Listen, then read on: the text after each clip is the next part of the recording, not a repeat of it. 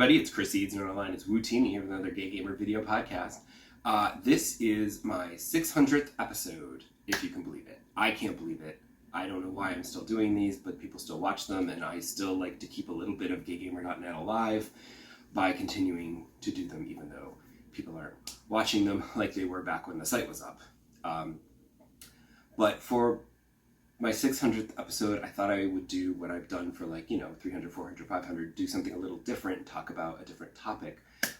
Before I've talked about my favorite games and genres and whatever.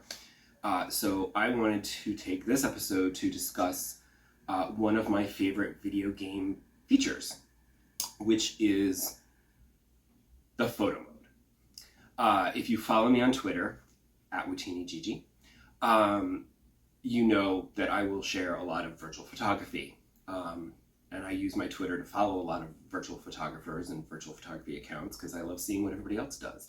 I tried to think back of the first game that I remembered seeing having a photo mode. And I can't remember because I am old and I don't remember things. But it occurred to me that one of the first games that I recalled being able to take pictures in was actually Animal Crossing City Folk, if you can believe that. You could press a button on the Wii remote to take a screenshot. And this proved very helpful because I decided that I would review it basically in real time. It would be a different kind of way of reviewing the game because you can't rush through Animal Crossing to review it. It kind of spoils it in a way. So I said, I'm going to review Animal Crossing in real time. And I'm going to do a weekly diary, and I'm going to take screenshots of all of the interesting moments and events that happen and interesting conversations, and whatever happens, I'll just take a screenshot of it, and then I can illustrate my diary with screenshots, and that'll be great. And I have been doing that ever since. I'm still doing it, even though gaygamer.net is no longer around. I now post them to Medium and share the link on my Twitter, @WootiniGG.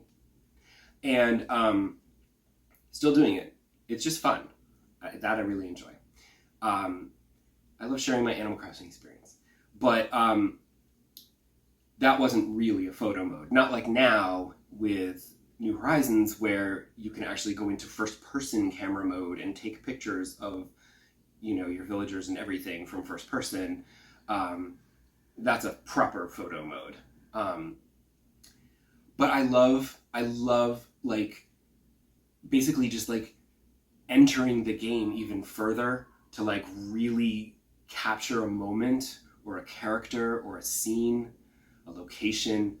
And your average photo mode will let you zoom in and out, you can manipulate the camera around, and you can add some basic filters or frames and maybe some stickers and whatever to accentuate. You can slide and adjust the exposure and the brightness and the color saturation and film grain. I love film grain. I love adding film grain to my pictures just to make them look like actual pictures.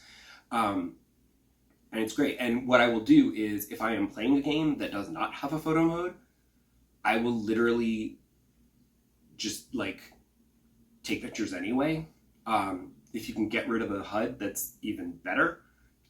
I was thrilled in Fallout 4, as you might recall from a few episodes ago, discovering that I can make the HUD transparent. I was like, score, now I can go and take pictures of things. Except you couldn't pause the game and, take that moment. You were taking it in real time, so sometimes you'd be trying to take a picture of a character and they would wander off or sit down or whatever and ruin your shot. But a good photo mode has all kinds of different adjustments that you can make. And one of my favorite things to do is virtual portraits, taking a character from the game and just framing them and taking a lovely portrait.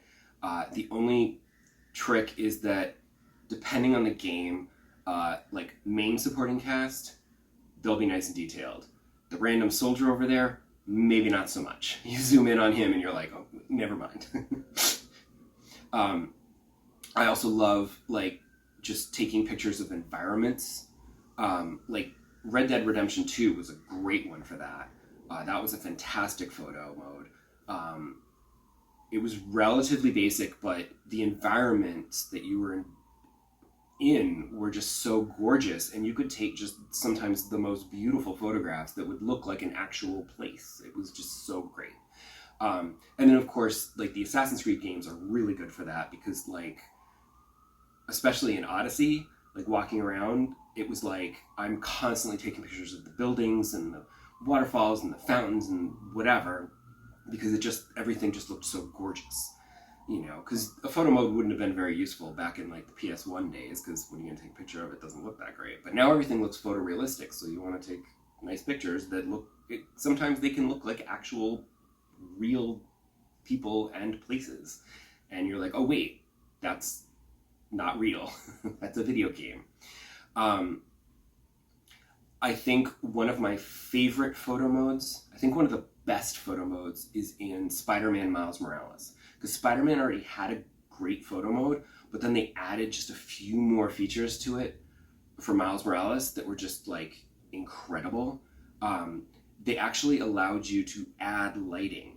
Like you had 2 spotlights that you could add, so you could like, if the lighting in the scene, the in-game lighting wasn't great, because sometimes you can like tweak the time of day, which you can like kind of move the sun so that it like lights your scene just the way you want it.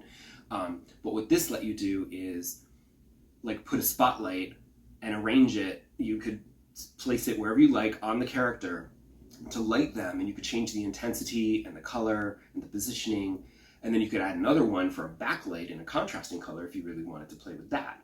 And that was kind of fun to tinker with sometimes, although often I found the in-game lighting to be just perfect, and it's like, because what I'm seeing on screen is what I want to take a picture of, so I don't really end up tweaking the lighting quite that much. But it was a really nice feature to have, to play with. And I also liked in God of War and Horizon Forbidden West and Zero Dawn, they give you, and I remember Tomb Raider also did this, but Tomb Raider's graphics weren't as good, so whatever. Tomb Raider's was a very limited photo mode that wasn't great. But Horizon is fantastic because you can change Aloy's pose and her facial expression. So you can have her like, you know, taking a selfie, you know, and like posing and making a face. And that gives you even more creativity, because you're not just capturing a moment, you know, like in a battle or something. You're like, oh, I like this setting. Let me have Aloy lay down on the beach or whatever, you know? So it's fun to have that kind of freedom as well, to just really just explore the game and take all kinds of different pictures. Although I will say that Horizon pisses me off, because if you are in a settlement, you can go into photo mode, but you can't move the camera. So you can't take cool pictures of any of the supporting characters, any of the characters in the settlement. You can't take pictures of them properly because you can't move the camera. You can only zoom in and out, and it sucks. So, but otherwise, Horizon has a really good photo mode. And it's funny because it's a great feature, and I'm always excited when a game has a photo mode. And then if it's a game like an Assassin's Creed or Horizon, where it's like so beautiful and there's all these great locations and I want to take pictures of things, it ends up taking me like 3 to 4 times as long to play the game, because I'm constantly stopping to take pictures of things. But it just multiplies my enjoyment of the game because I get to take pictures of things. And I wanted to just wrap up with just a look at some of my favorite all-time pictures that I have taken in games. First is from No Man's Sky, which I personally feel was like the first game that I started taking pictures in. And initially it wasn't as good, but then the game got prettier and prettier, and they just kept updating it, and the planets got more and more lush, and then you could take these gorgeous, amazing photos of like alien worlds that you couldn't even imagine. And so that's always been I've probably taken the most photos in that, because I just keep going back to it. But I took a picture in No Man's Sky standing under a flag, and it was very early on, so it's a very simple picture, but it got retweeted by the No Man's Sky Twitter, and I ended up getting like a bajillion likes on it. So that was like, yay, I felt very special for that one.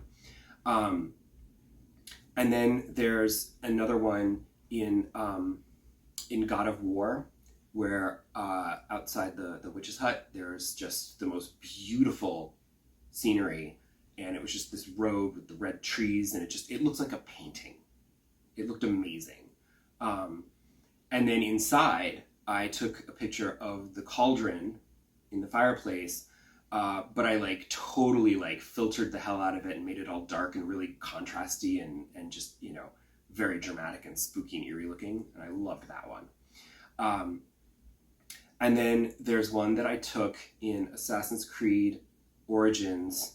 This is one of my favorites because I took a picture of Bayek. He was in this building, and the lighting streaming through the open windows, it hit him in just the right place, and it just looked so amazing. I don't think I really tweaked anything as far as like lighting or anything. I just literally like angled the camera, framed it just so, and took a picture, and it just looked amazing. Because it's just the lighting and the graphics, just the detail that makes it look so real. And that's one of my all-time faves. But I'm still constantly taking pictures, and I have many other favorites, but those are just some of them. And so that's it. And I just wanted to share my love for virtual photography with all of you. And next episode, things will go back to normal. I'll see you then. Thanks for watching. Bye!